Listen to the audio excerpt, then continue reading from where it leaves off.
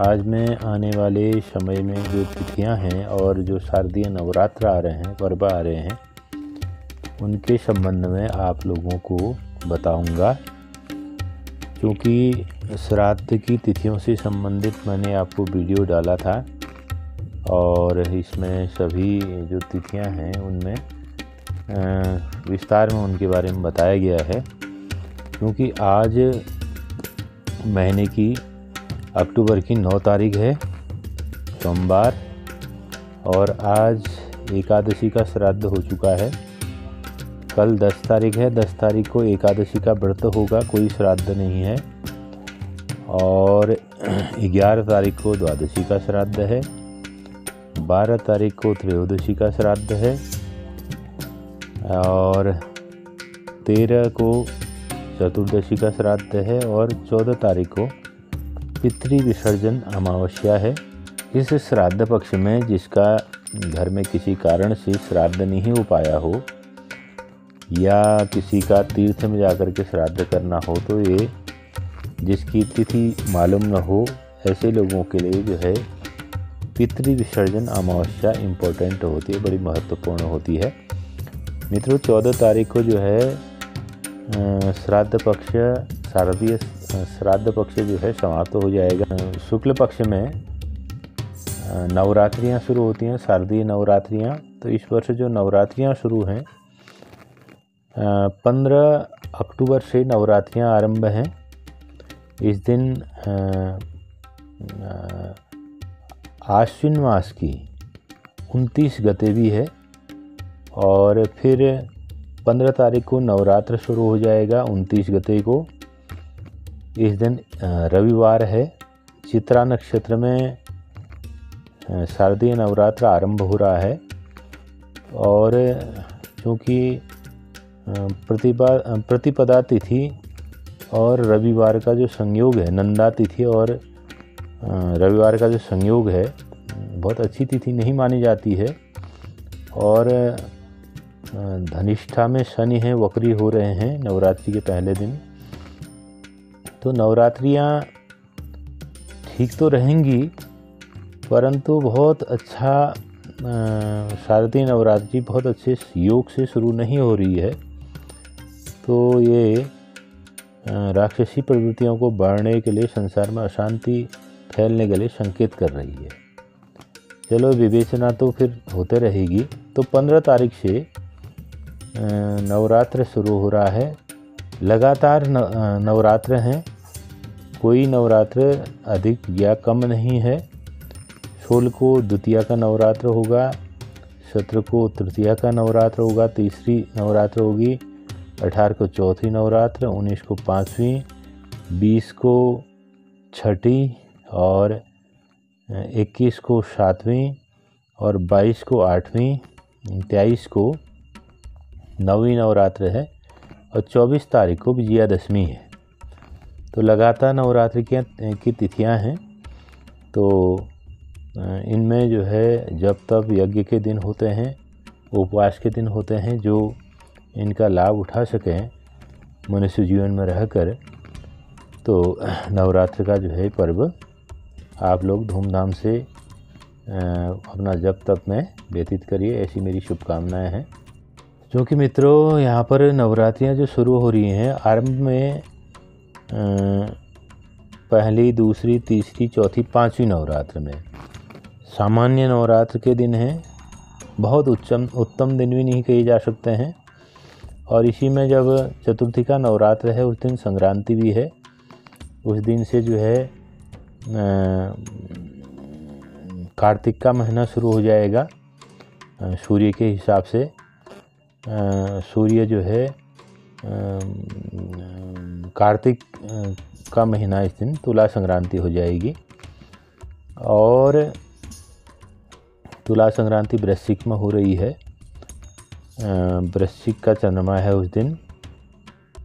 इसी के साथ जो है, जो महाअष्टमी पंचांग में जो दिया हुआ है, महाअष्टमी 22 तारीख को अष्टमी का त्यौहार मनाया जाएगा, अष्टमी का व्रत किया जाएगा। और 23 तारीख को दुर्गा नवमी है और 24 तारीख को विजयादशमी है। नवरात्रियों के बीच किसी नवीन कार्य को करने के लिए समय देखा जाता है। सबसे उपयुक्त समय नवरात्रियों में जो शुभ कार्य करना है, कोई दीर्घ योजनाओं वाला कार्य करना है, तो इसको जो है 20 तारीख से लेकर, उस दिन षष्ठी है, 20, 21, 22, 23 4 दिन उत्तम दिन है।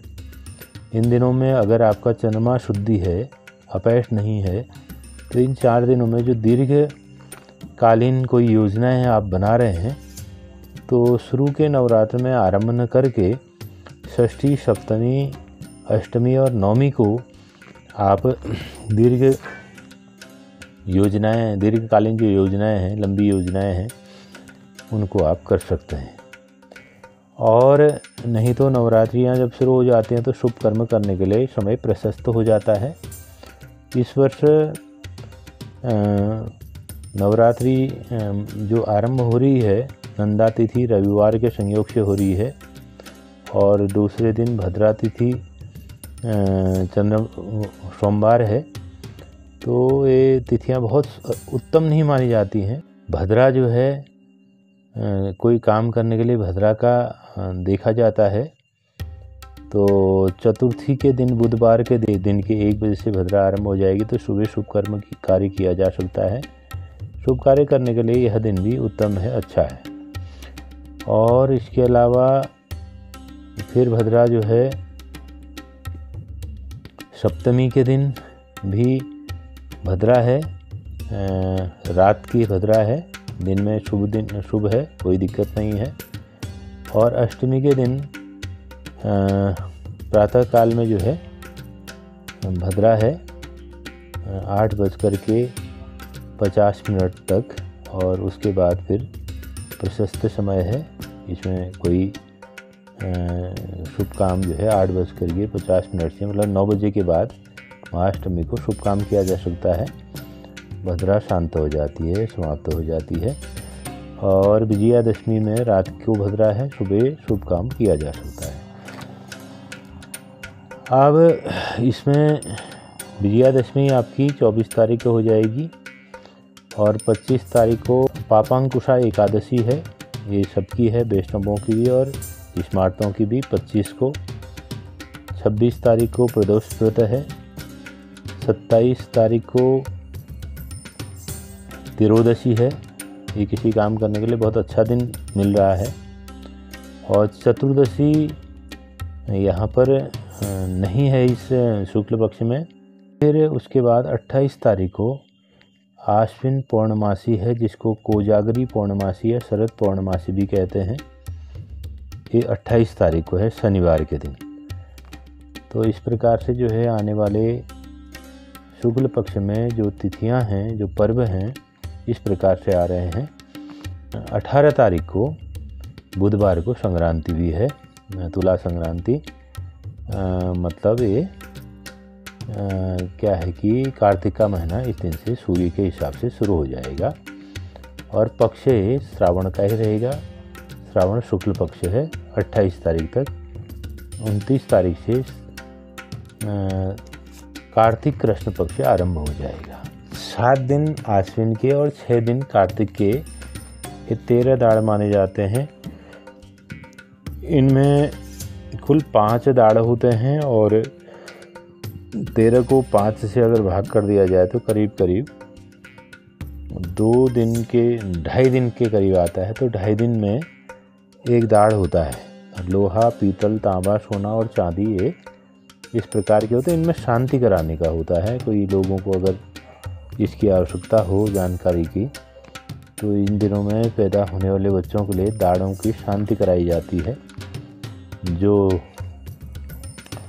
इस बार 11 अक्टूबर से 11, 12, 13, 14, 15, 16, 17, 18, 19, 20, 21, 22, 23 अक्टूबर तक ये 13 दिन किसी बच्चे का जन्म होता है तो इसमें शांति करानी चाहिए। दाढ़ों की शांति के लिए जो जानकार पंडित लोग होते हैं, पुरोहित लोग होते हैं, उनको ये जानकारी होती है। इस दौरान जो है आप लोग यह भी ध्यान रखिए।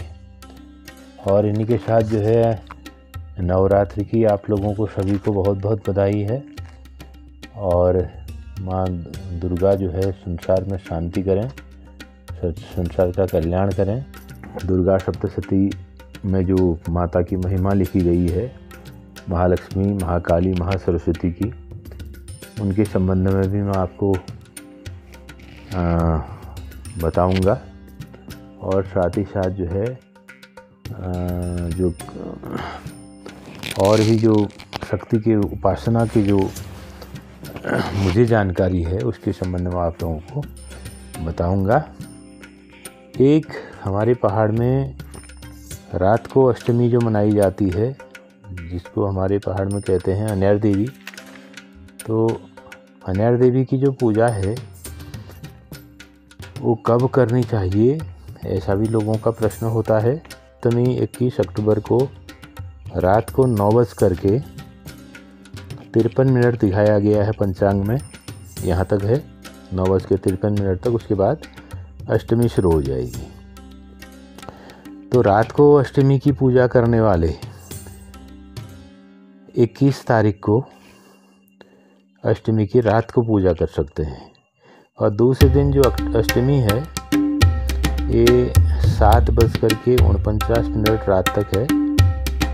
तो अष्टमी दिन की तो 22 तारीख को ही मनाई जानी चाहिए, और रात की जो अष्टमी मनाई जाएगी वो 21 तारीख को ही मनानी चाहिए। तो अन्यार देवी की पूजा इसी दिन होनी चाहिए। और महाअष्टमी जो होती है वो 22 तारीख को भी होनी चाहिए। और नौमी तिथि 23 तारीख को है, और दशमी 24 अक्टूबर को है।